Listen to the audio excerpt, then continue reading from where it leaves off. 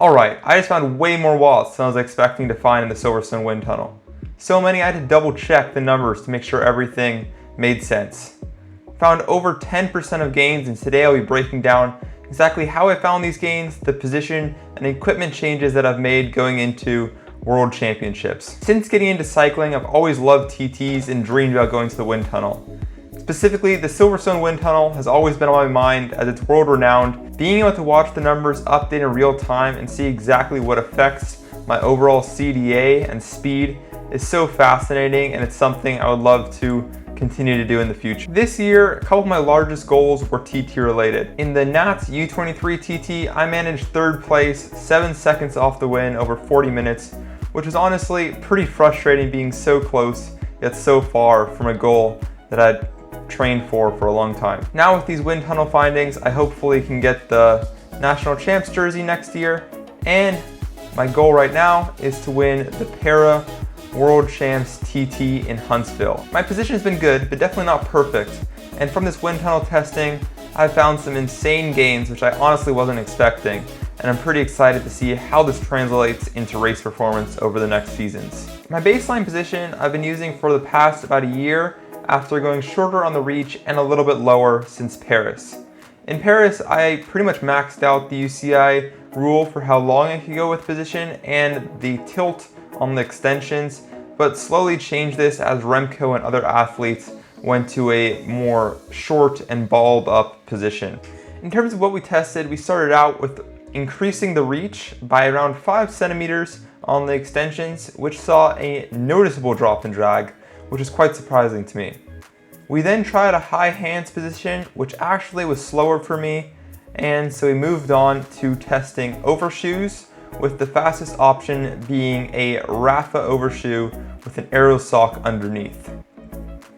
Next was an interesting one for me. We decided to test two different suits. The Callus suit, which I wore in Paris and for the Nats U23 TT, versus the new Rafa suit, which is used for the Team USA. The Callus suit has been professionally altered to perfectly fit me and has a very nice fit overall, which should be more aerodynamic.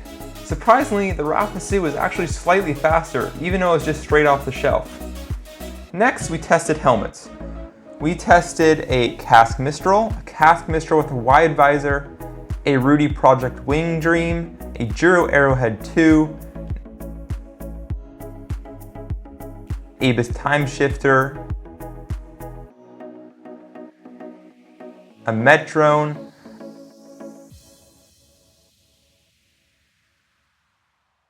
a Specialized TT5. The helmets were quite interesting. Some of the helmets I thought that would perform well just did not. And I learned that the helmet that I've been using for the past 6 months, which is the Casque Mistral, was the best for me, especially with the new visor, which I'm going to try to get one, but I'm not sure I'll have in time for Worlds. Another fascinating thing was with some of the helmets, for example, the Giro Arrowhead 2, the second you move your head up, the drag increases exponentially, which would kind of be expected for the size of the helmet, unlike the Casque Mistral, which when you lift your head, it's a lot more forgiving.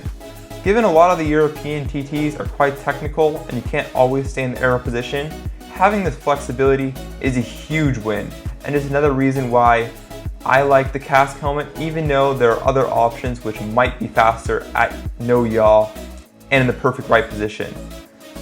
For example, the Rudy Project Wing Dream would actually be my choice if I was doing a pursuit or a team pursuit again, just because it performs so well at no yaw. We also did some testing with the shoes. We tried a narrower Q factor, which was a little bit faster, around 4 watts at 54k an hour. I'm already using a track crankset from Watchshop, which I believe is a 132 Q factor, which is around 12 millimeters narrower than your standard Shimano or SRAM option. And this, while the crankset doesn't make a big difference, the Q factor does make a few watts, something in the realm of 6 watts at 50k an hour. In terms of shoes, we tried a Specialized lace-up torque shoe versus the Veloveta time trial triathlon shoes. And surprisingly, they were about the same speed at no yaw. I thought the Velovetas would be significantly faster given their shape. At yaw though, the Velovetas did become significantly faster than the Specialized and could be a great option for certain courses.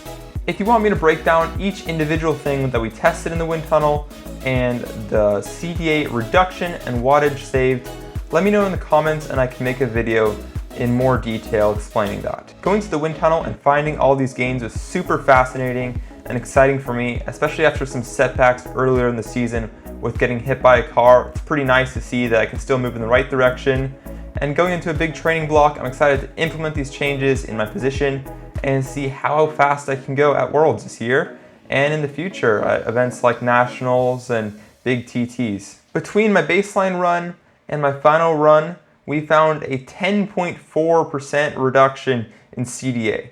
This is over 40 watts at 54k an hour, which is about the race speed I'm generally doing on the flatter courses.